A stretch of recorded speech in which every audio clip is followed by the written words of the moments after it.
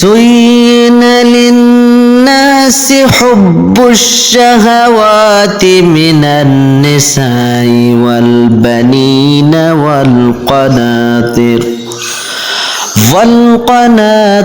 المقنطرة من الذهب والفضة والخيل المسومة والأنعام والحرث ذلك متاع الحياة الدنيا والله عنده حسن المآب।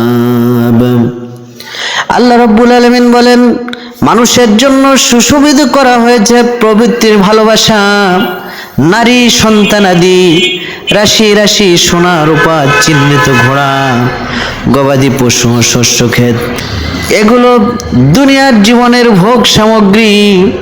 আর আল্লাহ তার নিকট রয়েছে উত্তম প্রত্যাবর্তন স্থল।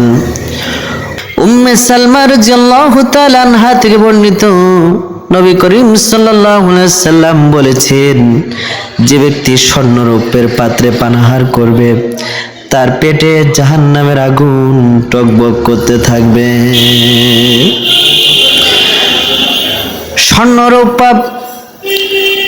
স্বর্ণ নারীদের জন্য এবং রৌপ্য হচ্ছে পুরুষের জন্য, যেটা ঠিক যেভাবে বলেছেন আল্লাহ তাআলা বা আল্লাহর হাবিব যেভাবে বলেছেন সেভাবে আমাদের পালন করতে হবে।